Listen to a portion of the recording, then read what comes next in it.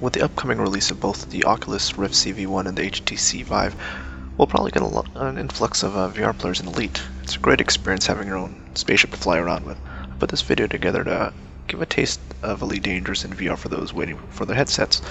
This was made with a Oculus Rift DK2. The video capture doesn't really do the experience justice. It's not the full view, so the resolution is poor. Also, I only have a 970, so I had to turn the settings down to medium.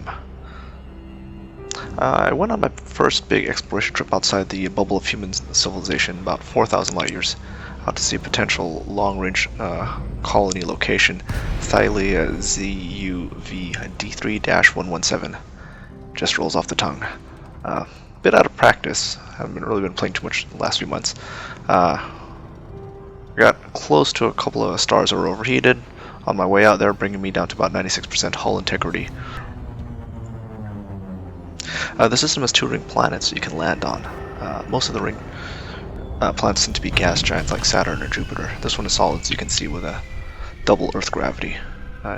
Here's a third-person view of the Scarab rover.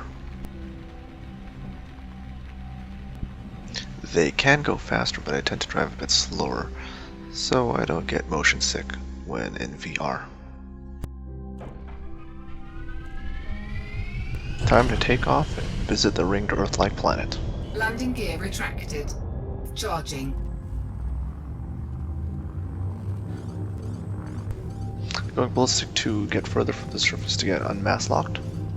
4, 3, 2, 1. Engage. Plotting a course through the system map to the Earth-like.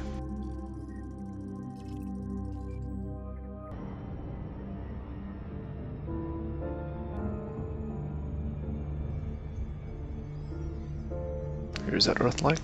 Now the textures look better and high, but you get the idea. So there's a full-scale planet. Just looks small because we're going really, really fast.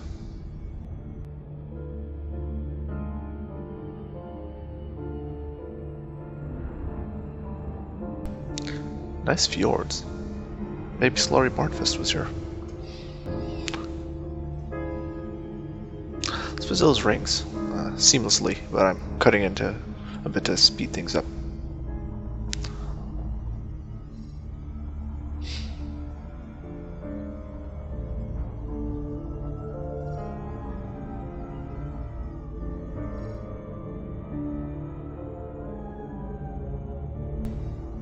Now, most of the rings that we know of, which is basically Saturn and Jupiter, seem to be emanating from the satellites orbiting the planets. In the case of Saturn, Enceladus has got ice geysers, or I guess ice volcanoes, I don't know, something like that. That's spitting a lot of material right into Saturn's orbit. So I don't know what the rationale is for a ring around Earth-like planet. Could possibly be a failed moon breaking apart or something like that. I don't know. But whatever, it looks pretty cool. Flight assist off.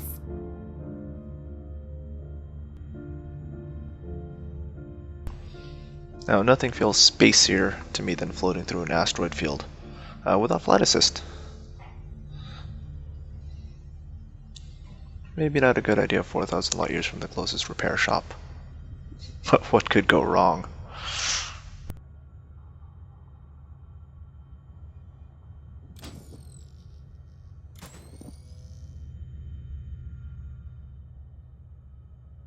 Ooh, that was kind of close.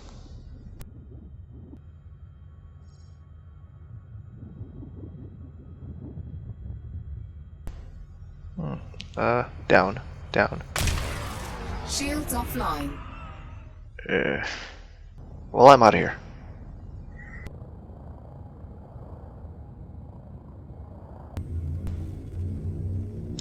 Initiating a hyperspace jump here.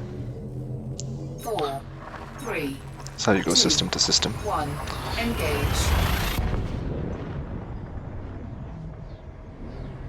It was also called Witch Space in previous games. Scary.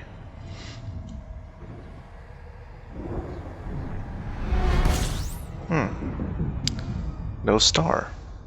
Usually there's a star. Well, actually, this is a few jumps away, and this is actually the first neutron star I visited. It's a star remnant, about half the mass of the Sun, about the size of Manhattan, which makes it kind of tough to spot. It's also gravitationally very strong for its size. Try to travel near to see if there's any gravitational lensing like you get with black holes. Warning, temperature critical. I didn't spot any. Temperature critical. It's really easy to get too close and get yanked out of supercruise, as you can see, but I got within 40,000 kilometers, way closer than the moon is to us. Good thing I wasn't going any faster or I'd overheat.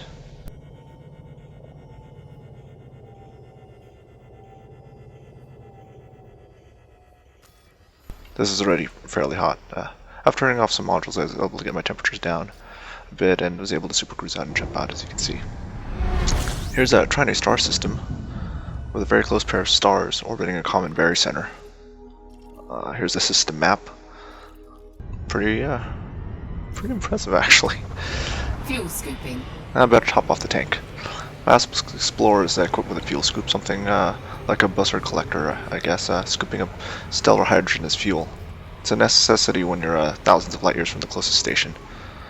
Only main sequence stars can be scooped. That's O, B, A, F, G, K, and M Warning, stars. Just remember, critical. O, be a fine gal, kiss me. Or guy. I really should have bought a better scoop. I'm relatively new to exploring. Fuel scoop. Many lessons disengaged. learned, like don't run into asteroids. That took me from 96 to 86% hull integrity. Frameshift drive charging. This was an impressive planet and moon. Technically, moon and a moon, as the big one was orbiting a gas giant. I didn't capture the initial approach, but they were so close, and from my approach angle, it looked like the small one was a pimple on the big one. I want a closer look at the small moon, so here's my approach. On the HUD under the altimeter, you can see the latitude, longitude, and gravity in multiples of standard Earth gravity, 1g, or 9.86 meters per second. So here, not even a tenth of a g.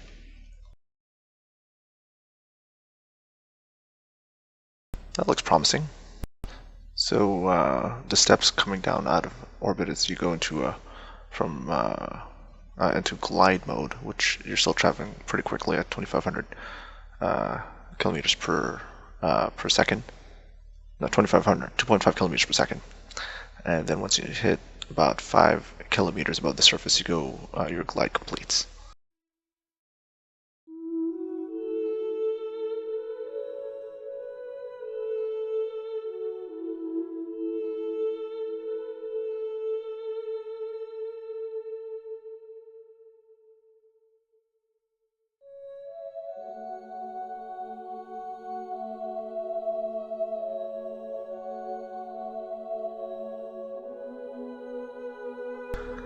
Anyway, here's my canyon run. Clearly I'm not a helicopter pilot, but nor did I drive a Civic. So as of now, you can only approach atmosphereless planets and moons. So note the shadow on my ship in the lower right. Kind of gives you a sense of scale. Joss CK on the Frontier forums posted this image to demonstrate the size of the Asp Explorer. That's a simulated image. I definitely recommend a HOTAS for both immersion and better flight control. The T-Flight HOTAS X is a great budget set for about $40 if you're not sure about going full HOTAS. I went with a Sage product setup because they last forever. They're very ergonomic, and I'm a big fan of the mini joystick on the throttle, which I use for up, down, left, right traversing. Thanks to Brumster100 for one of the guys behind the Ed Tracker for the review video on the Sage products. Do note though, Sage joystick does not have twist rudder. I prefer to do that on pedals. I use SciTech pedals for that. Man, popping out of the canyon and seeing that giant moon in the sky was something else. Just look at that. You really gotta see it in VR.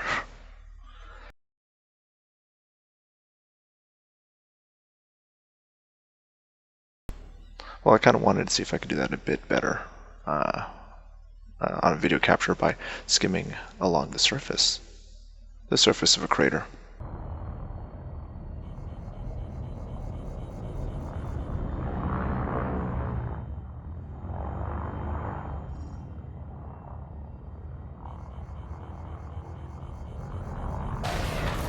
Shields offline. which led to my hull going from 86 to 35% by running aground. Oops. I really need to pay better attention to that imminent collision warning klaxon.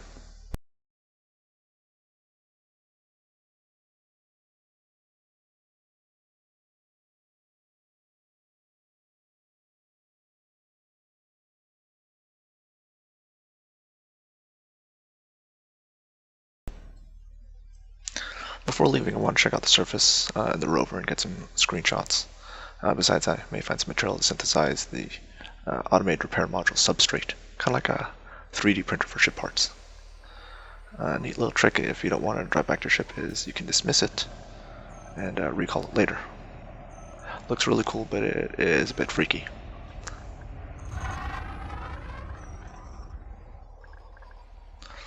Make sure you come back.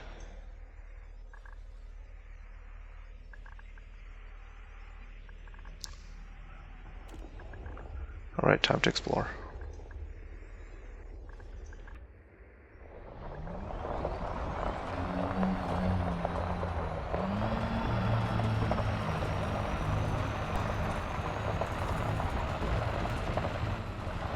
Scanner picked up something.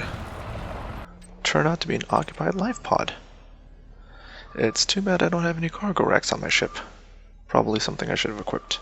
I was too busy stripping my ship down to maximize jump distance. I got a little bit overzealous. I should have also downgraded my hull, but I'm kind of glad I didn't, since I kept bumping into things. Anyway, time to call my ship.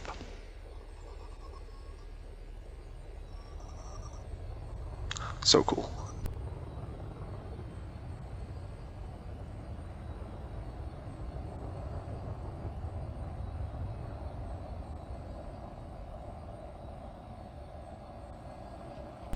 I think it tends to land a bit better than I do.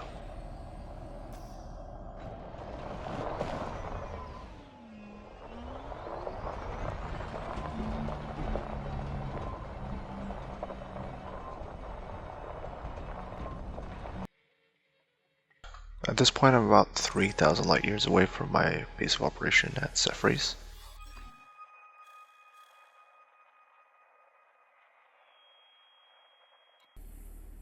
This could take a while. Here is kind of an overview of the galaxy so you can see how far I need to go.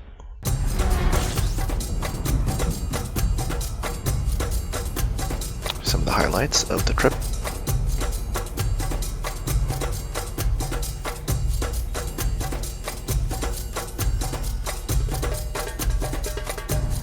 A lot of boring brown dwarfs. Occasionally, water worlds, or Earth-likes. They pay well on the exploration data.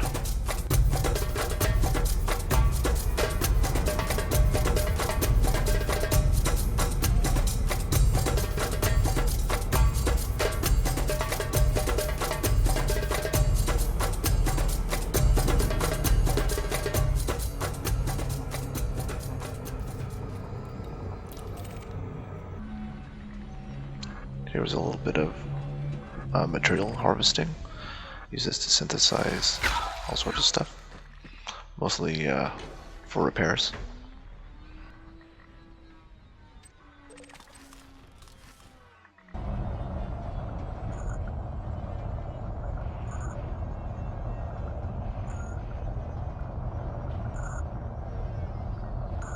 Just showing the process of getting your SRV, or Scarab SRV, back into the ship.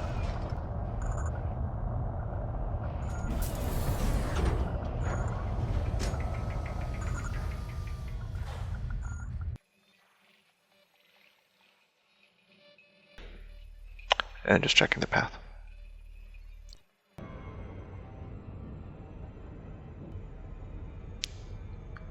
Came across a few Earth-likes and water worlds, and a bunch of brown dwarfs.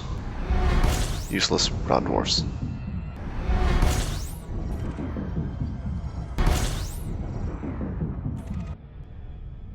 Trinity star system.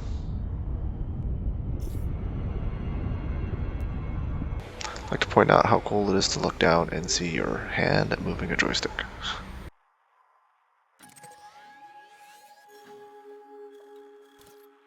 did try to capture my rival to Makan, but unfortunately the shadow play was not working, and I didn't notice.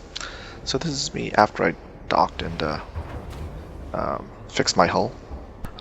I wanted to land at Spassky's Inheritance in Makun as I felt it safer than my normal base of operations at Mercenary's Respite in Cephres. Knowing my luck, I'd smack in a ship boosting out or into a wall and lose everything. Anyway, this is how I like to take off my outpost, as it looks really cool in the Rift. Flight assist off.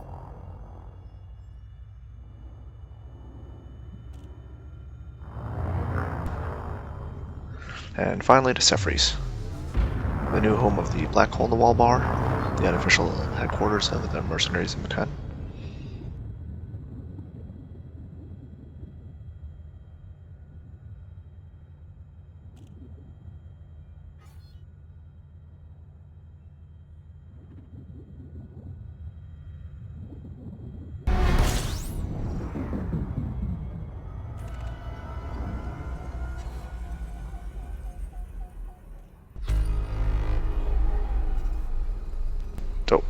Performed a system scan out of habit.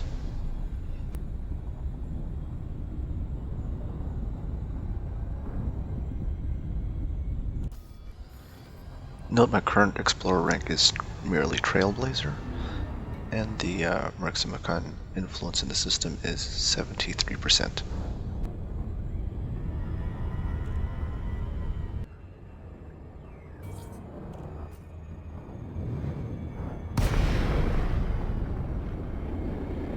Here we are, arriving at Mercenary's Respite after being in parts unknown.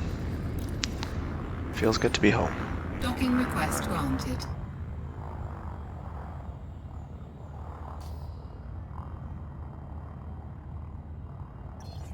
Mercenary's Respite is a Coriolis station, which is a 2-kilometer diameter O'Neill cylinder type of space station that spins to provide artificial gravity.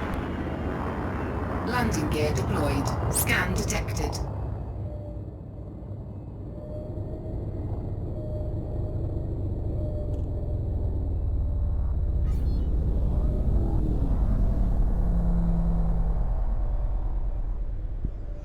And at about 4 or 5 million in selling the cartographic data, after all said and done, I rank up to Pathfinder, and the Rix influence jumps up to 76%, which puts it a little bit closer to expansion to nearby star systems, which is kind of our thing at the Riximicon.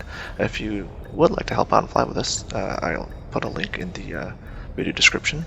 You can usually find us on the Frontier Forums websites. All you really need to do is get to the Makan system and join us on TeamSpeak at elithor.com. I plan to put up some other videos showcasing VR in Elite Dangerous, and until then, fly safe, Commanders.